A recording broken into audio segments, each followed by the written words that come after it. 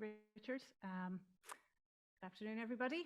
I'm Jennifer Mills, as Richard said. I'm a registered architect, currently working with the NBCO, with previous experience in the private sector, and very nice to see some of my former colleagues here this afternoon.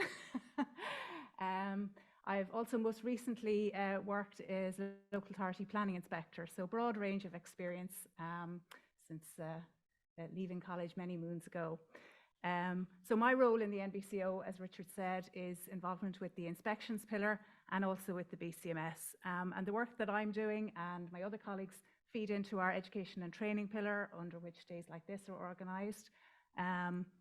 So I'll touch on those later. But our primary role, as Mairead alluded to this morning, is to oversee the activities of the building control, the 31 building control authorities in the country. So in an oversight capacity, we accompany building control officers on inspections, which is what I have been doing since joining, and in doing so to offer support and direction to them. We get a better understanding on the ground of the challenges that you all have, and as I said, to bring that information back and feed into our support pillars.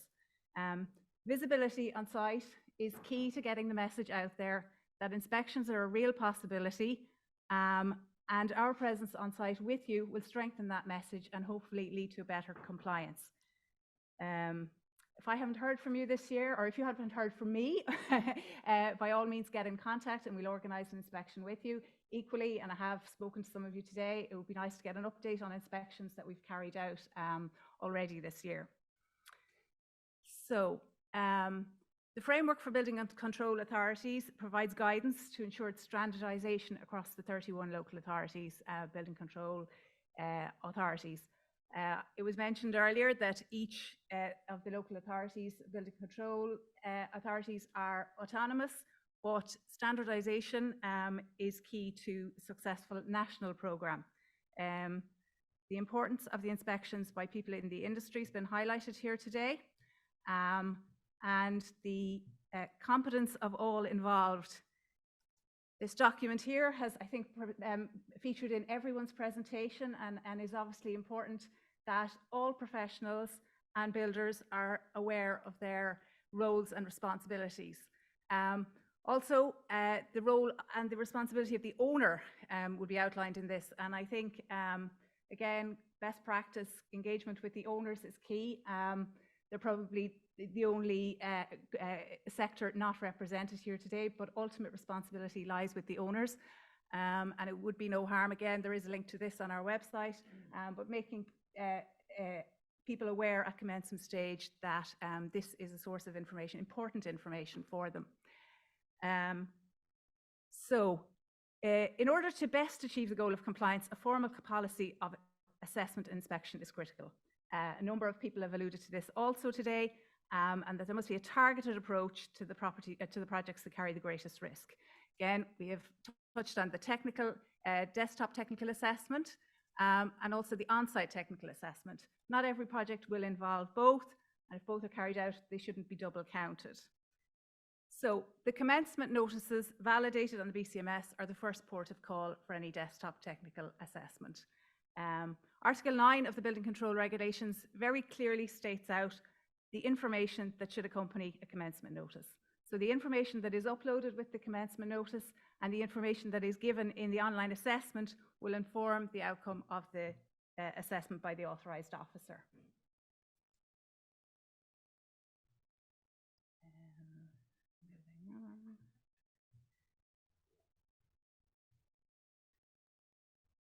So, again, the purpose of the assessment is to determine compliance with second schedule of building regulations, as we all know at this stage in the day.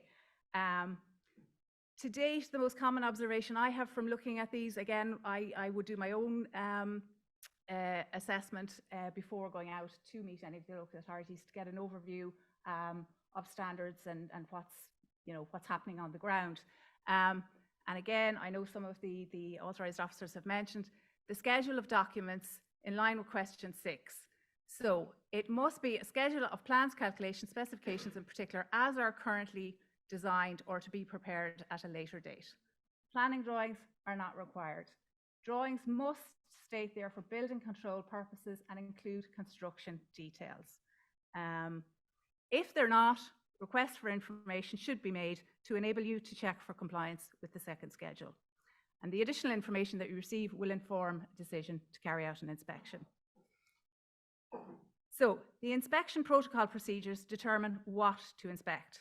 Again, it's been mentioned several times that in the first instance, risk-based. But other approaches are appropriate to supplement this report. So consideration should also be given as to when to inspect. So not every inspection will allow you to target every part A to M. And so it is important to inspect at a variety of construction stages or milestones on a variety of projects. Again, it's been mentioned that inspections should happen as early as possible and will merit re-inspection on one or more occasions, depending on the complexity. So, bear with me, I'm just going to keep track of myself here. So again, going out to site and meeting the authorised officers, I have noticed a number of approaches. I have lost track of myself. Sorry now. Yeah. So there's a tendency to, or there has been again in the number of inspections that I've been, to target large-scale multi-unit residential developments. Obviously, these have the advantage of you on any one inspection that you can target various milestones of the project. The early milestones, obviously, the red flags, and again, if something is caught early, then it will ensure greater compliance going forward on the site. The modern methods of construction, obviously, are being targeted for obvious reasons that have been mentioned as well. But other be considered. Again, geography. If you are out and about, you see something on a site that you may not be familiar with, it can be an opportunity to visit other sites on a random basis. While most you'll obviously have made contact with the design team or the owner to arrange the inspection, there is no harm in dropping in. There are a lot of sites, obviously, where there won't be a commencement notice, but parts G, H, J of the building regulations may apply. And it's an ideal opportunity when you are out and about to call in and carry out an inspection of these kinds of projects. So the building control officers should the most appropriate buildings or works. If past experiences of a particular building type, a builder, or a method of construction have demonstrated a high level of compliance, ask, are there other projects that they can visit? Again, on site, I have not gone to any one-off houses with the building control officers that I have inspected with. Now, again, it's early days for me, and I haven't been out with very many of you.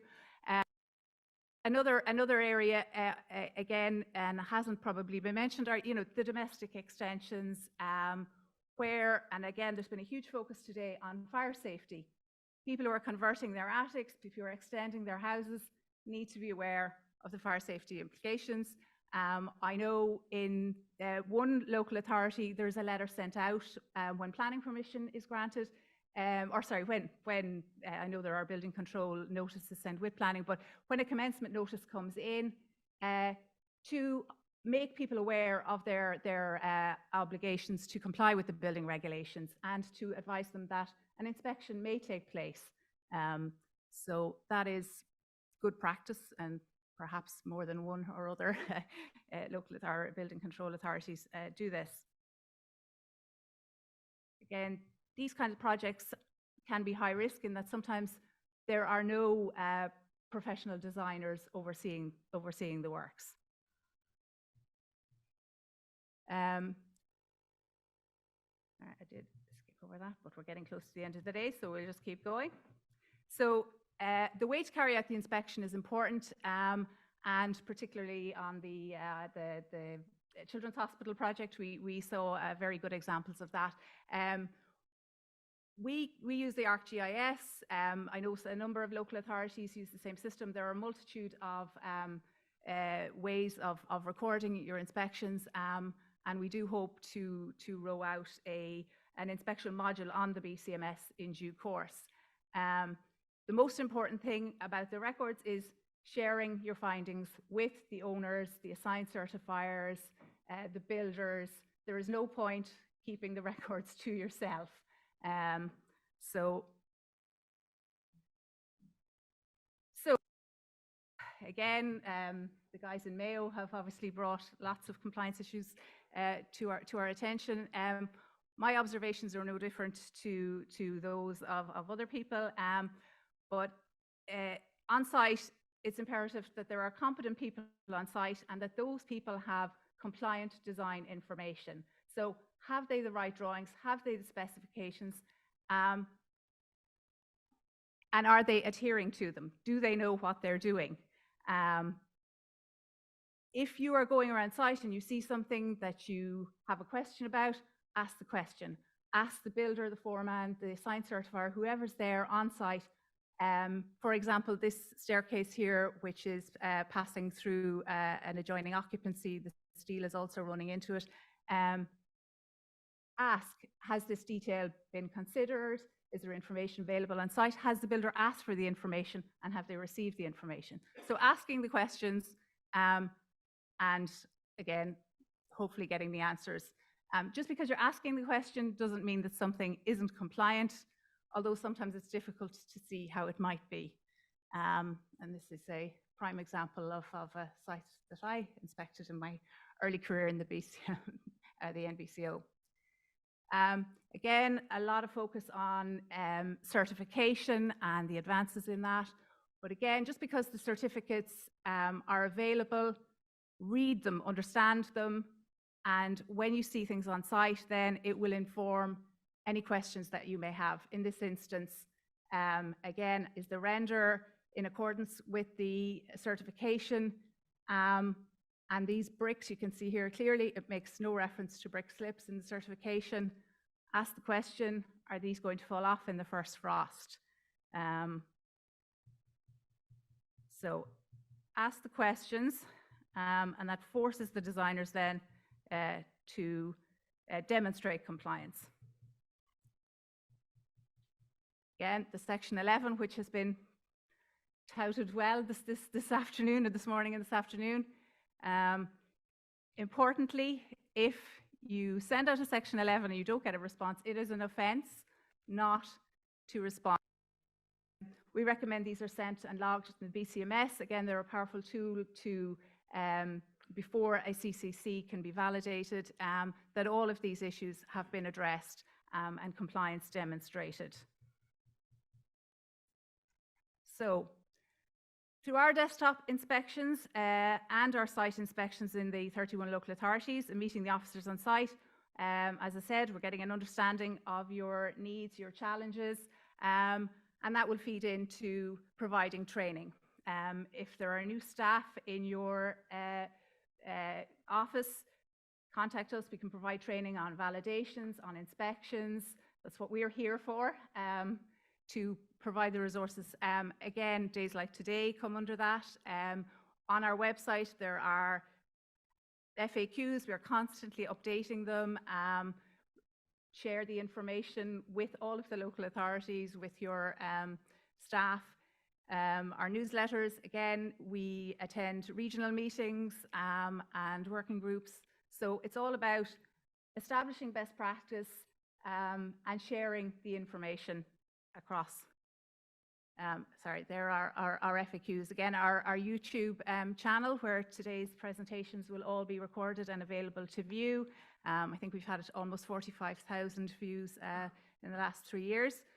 So all of this information can be found. The training, again, just over here on the far side, we recommend that all new building control staff undertake the certificate in building control, which is run with the SETU in Carlow. It's still possible to enrol for the coming academic year, so if there are people that you feel recommended to them within your office. So finally, again, and just to come back to wrap it all up, I suppose when Mairead started, we're not here for any other purpose than the health, safety and welfare of people in and about buildings, and that includes ourselves, the buildings we live in, the buildings we work in, buildings we visit. They need to be safe, they need to be accessible, they need to be warm, dry, comfortable, and not just today and tomorrow, but long into the future after everyone in the construction phase, building control have forgotten about the projects. So it is all about the future and the long-term health, safety and welfare of people in buildings. So let us not forget that. So thank you all very much. I'll hand you back to Richard